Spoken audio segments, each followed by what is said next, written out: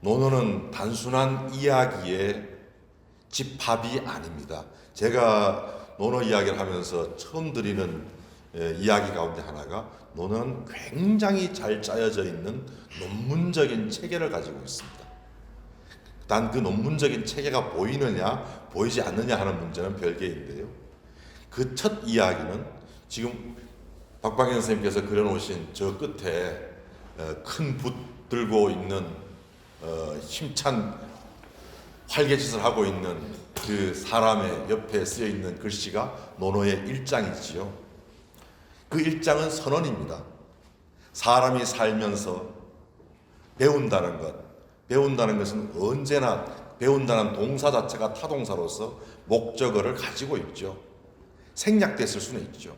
배운다는 것은 1초 전에 지나간 것이라도 반드시 과거의 것일 수밖에 없죠. 어떤 것은 지나간 지 오래되었고, 어떤 것은 막 지나갔으며, 어떤 것은 이미 기억의 창고에서도 사라진 것들이 있겠죠. 그런 것들을 배운다는 것이죠. 그리고 그때그때 내 삶의 시간에 맞추어서 익혀간다는 것이죠. 자기화해간다는 것이죠. 그러면 기쁘지 않을까 했는데요, 이것은 자신의 삶이 시간적으로 확장된다면 기쁘지 않는가라는 선언이기도 합니다. 이제 그 두 번째 문장은 현실의 비유를 통해서 이야기하고 있지만, 벗이라는 것은 나와 다른 사람입니다. 나와 다른 사람이면서 나와 무관한 사람이 아니라 나와 연결되어 있는 사람입니다. 우리가 거리를 표현할 때 아주 가까운 것은 밀접이라 하고, 조금 가까운 것은 접근이라 하고, 조금 먼 것은 소원이라 하고, 아주 먼 것은 요원이라 그러죠. 근데 그렇지만 어쨌든 벗은 멀리 있든 가까이 있든 나와는 다른 존재, 나와 공간을 달리하는 존재입니다. 그 존재가 나를 찾아온다면 먼 곳으로부터 심지어 즐겁지 않겠는가? 나의 삶이 공간적으로 확장된다면 나는 얼마나 즐거울 것인가? 내 삶을 축으로 해서 나는 내 삶을 시간적으로 확장하고 공간적으로 확장함으로써 나의 좌표를 세워서 내 삶의 기준이 나의 안에 있을 때, 외부적 여건에 의해서 그 표준이 흔들리지 않을 때 나는 비로소 더불어 사는 사람이 아닐까, 그런 선언을 합니다. 그런 선언 다음에는 반드시 이야기를 해야겠죠. 확장이라는 것은 결국은 넓히기만은 아니고 키우기죠. 넓히기라는 것은 그 관계를 떠나서 그냥 접합시키면 되는 거죠. 우리 아까 선생님께서 그 옹고지심 벚꽃창신 말씀하셨지만, 실제로 현실에서의 그 모습은 집고 결신이거든요. 옛 것을 모아서 그 관계를 다시 짜는 거거든요. 그게 결국은 창신이거든요. 그래서 그렇게 하는 과정에서 핵심이 되는 근본이 뭔가, 그 근본이 없다면 널려 있는 것일 뿐이지, 군집 명사일 뿐이지 집합 명사로서의 내가 안 만들어진다는 것이죠. 확장된 내가 하나의 단위가 되는 게 아니라 드넓은 벌판에 솟아있는 벌판처럼 되고 만다는 것이죠. 핵심이 되고 있는 고리는 무엇일까?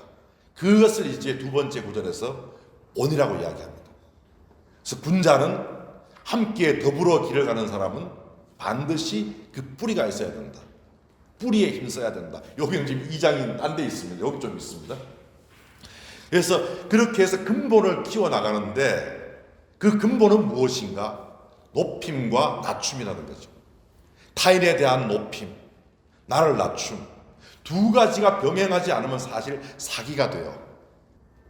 타인을 존중만 하지 나를 낮추지 않으면은 그건 비굴이에요. 그래서 타인에 대한 높임과 그걸 효로 표현합니다. 죄를 낮춤으로 표현합니다. 효와 죄라는 것으로서 근본을 삼아서 그것을 눈 굴릴 때의 첫 문으로 삼아서 자신을 확장해 간다는 거죠. 그 드넓은 시간과 공간의 바다를 무대로 했어요. 그럴 때 살아가는 과정 속에서 늘 굴러가니까 새로울 수밖에 없죠. 매일매일 새로워야만 되는 것이죠. 그런 과정 속에서 새로워지기 위해서는 자신으로 하여금 스스로 말하게 하라는 겁니다. 나 타인이 아니라 나의 모습 자신이 스스로가 우러나오게 하라는 것이죠. 인간의 삶의 모습은 내가 입고 있는 옷이나 집이나 권력이나 돈은 사실은 와인의 병에 불과하죠. 온기는 우러나기도 하지만 병은 우러나지도 않습니다. 자기 안에 있는 것으로 하여금 스스로 말하게 하라. 즉 교원 영색하지 말라는 이야기입니다. 그것이 세 번째 구절입니다. 반드시 교원이라고 하는 것은 우리 장식이라고 그러죠. 머리 장식이라는 말 들어보셨죠? 장이라는 건 얻는 거예요. 식이라는 건 그걸 결합하는 거예요. 그러니까 비녀 같은 건 식이에요. 가채 같은 건 장이에요. 장식하는 때 교원은 바로 교묘한 말이라는 건 내 삶에서의 장이죠. 그것을 내 모습을 그렇게 억지로 꾸며내는 영색은 식이죠. 장식하지 말라는 거예요. 내 안에 있는 모습이 그대로 드러나게 하여 나로 하여금 내 처신과 내 삶으로 하여금 그대로 나타나게 하라. 그러기 위해서는 반드시 자기를 돌아보러 간 네 번째 구절입니다. 세 가지 기준에 의해서는 돌아보라. 1일 3성은 하루에 3번이라는 뜻도 있을 수 있지만 세 가지 기준이라는 뜻입니다. 뒤에 세 가지 기준이 나오죠. 어떤 일을 할 때 내가 가진 마음을 진실로 담아냈는가? 그리고 누구와의 관계를 가질 때 그 관계 사이에서의 끈을 놓지 않았는가? 아까 소원이라는 말씀을 제가 드렸죠. 좀 먼 관계를 소원하다 그러죠. 소원에 현실은 소원할 수 있어요. 하루에 한 번 보는 분도 있지만 1년에 한 번 보는 분도 있고 멀리 있는 분도 있어요. 그런 분과도 통하는 걸 소통이라고 합니다.